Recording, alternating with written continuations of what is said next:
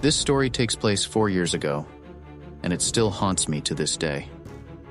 It was Christmas night, and my family were driving home from this fancy restaurant. I, unlike my family, wasn't tired, so the 45-minute drive seemed perpetual. On top of that, my little sister was constantly moaning about how her friend didn't get her anything for Christmas. After about 20 minutes of driving, my dad stopped at a gas station to get some cigarettes, and my sister, brother, and mother all got out to pee. I stayed in the car as I had already gone before we left. Once they all left, I decided to play a few games on my phone. I looked at the car clock and saw that 10 minutes had passed, so I immediately wondered what was taking them so long. As soon as I peered out the car window, I saw a man staring at our car. The man startled me, as I didn't know how long he had been watching. What made it even more unnerving is that he had a plain blank face. No expression was shown. It was hard to make out any features, as it was pretty dark, and he wasn't standing in an illuminated part of the station. He was about 5'9" and looked to be middle-aged. Once he saw me notice him, he started walking towards the car, and I'd be lying to you if I said I wasn't scared. Luckily, my dad came back with the rest of the family just as the man took a couple steps. My dad apologized and told me he had been in an argument with the cashier. I didn't care. I was just glad that my dad was with me. I took another glance at the man outside, and he was still staring, but this time, he had an annoyed look on his face. We drove off, and for the rest of the car ride, I couldn't stop thinking about that man. This wouldn't have been too bad if it had ended there, but it didn't. Later that night, I was watching YouTube while everyone else slept, and luckily for me, a storm was raging over us. I enjoy storms. It makes me cozy as I'm laying bed. I put my phone down and just enjoyed the ambiance. That didn't last for long as I heard something smash into the window behind me. I lurched forward and nearly fell out of the bed. I thought a bird had just smashed into the window. I parted the blinds, and what I saw next haunted me. I saw a man standing out by my parents' cars looking up at my room. I took a closer look, and I nearly had a heart attack. It was the same man that I saw at the gas station, only this time, when our eyes met, he grinned. Being the 14-year-old I was, I did the manly thing and screamed at the top of my lungs. My dad came running down the stairs and entered my room. "Why the fuck are you screaming?" he said. I told him about the man, and I explained everything that had happened. My dad grabbed a baseball bat and told me to call the police. After 10 minutes, the police turned up outside our house and found the man in our shed. He got arrested, and that was the last time I saw him. The next day, my dad inspected the house, and we found the handle of our back door had been damaged, but not completely broken. This gives me an eerie feeling, as if he actually managed to get in, he could have harmed us, or possibly killed us.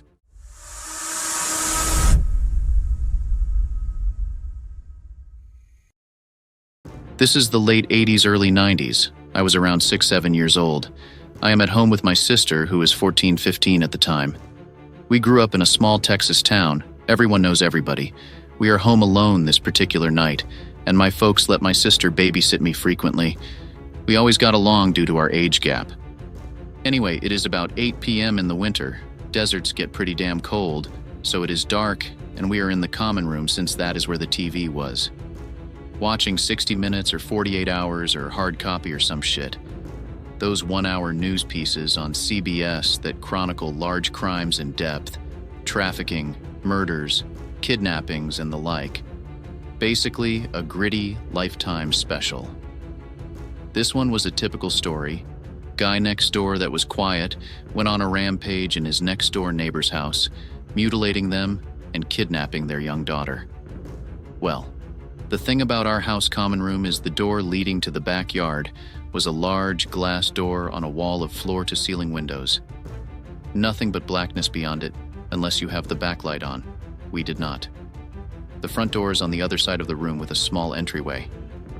This is a solid door, so you cannot see what is beyond it, with a glass storm door on the outside of it.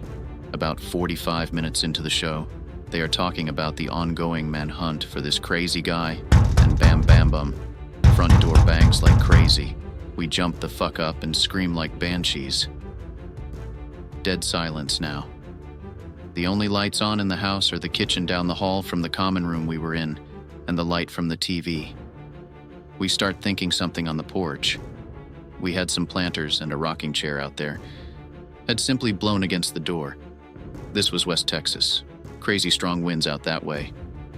Well, a minute or two of silence and us holding each other post-adrenaline overdose passes.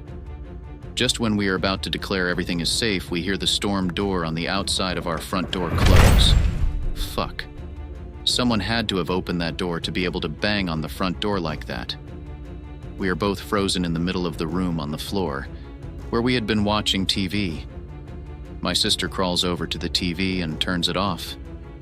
It was an old TV, so you had to turn that metal dial to switch it off, which it does with a mildly loud thunk. Now it is just us, in a room dimly lit by the kitchen light down the hall. I do not remember how much time passed with my frozen and my sister still crouched by the now off TV, but we kept making eye contact then looking at the front door. I remember this part vividly. I am on my knees sitting on my feet, and I turn around to look at the back wall of windows and glass door. We hear, and I see the back door knob turn. It was locked on the knob but not deadbolted. It rattles slightly as if someone is gently trying the handle. Neither of us make a sound, just held breath. Then bam, bam, bam, bam, loud as all hell, someone is trying to force the door open, just jerking it back and forth. The whole wall of windows is vibrating violently, and I can see with each jerk of the door how my slight reflection gets fuzzy, then clear, then fuzzy. My sister flips her shit and screams bloody murder. I am still frozen on the floor. She gets up and basically drags me into her bedroom, slams the door, throws her mattress and anything she can in front of her door. Thankfully, she had remembered the phone, one of those ungodly heavy beige plastic long metal antenna portable phones. We still had to direct dial the sheriff there, and in her panic didn't remember the number. She just hit redial on the phone. It was one of her friends, and she tells them in broken gasps that someone is trying to get into our house and needs to get there right fucking now. The profanity sticks out here more than anything else. Who knows, young brain? I am curled up on the floor and cannot stop shaking.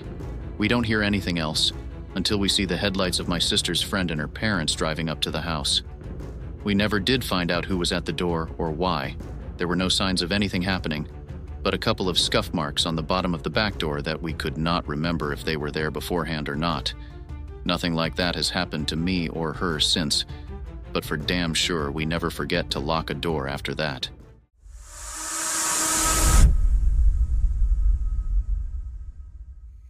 When I was about 8 to 9, we lived in a house that my father built for us in the middle of nowhere, Indiana. My parents owned a small business that often brought clients to our remote little homestead, and over the years, we met some rather odd people. One such person was a strange man that gave me the heebie-jeebies as soon as I saw him.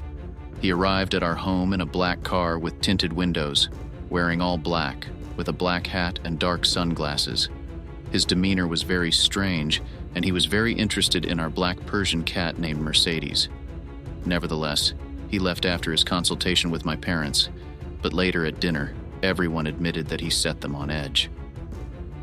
That night, Mercedes came down very ill. A few days later, after an illness the local vet couldn't diagnose that included the cat vomiting up gobs of what appeared to be black tar, Mercedes died. In her final moments, she would swat and hiss at something in the air. I'll never forget the chill I got when she took her last breath. After this, many strange things began happening around our home. We'd find footprints in the show that started and stopped out of nowhere. Noises in the middle of the night. The wallpaper would be torn halfway off the walls. My mother, who has always been somewhat of a sensitive person, claimed to start seeing demonic creatures around the house and became rather withdrawn. I had asthma, but had been a long while without an attack. Soon after all of this began happening, I started having episodes again. I was very sick one night, so I slept on the floor next to my mother's side of the bed in my parents' bedroom. Under their bed and around there were a bunch of boxes, family photos, wrapping paper, etc., things that we'd been meaning to store elsewhere. In the middle of the night, I had a particularly bad asthma attack.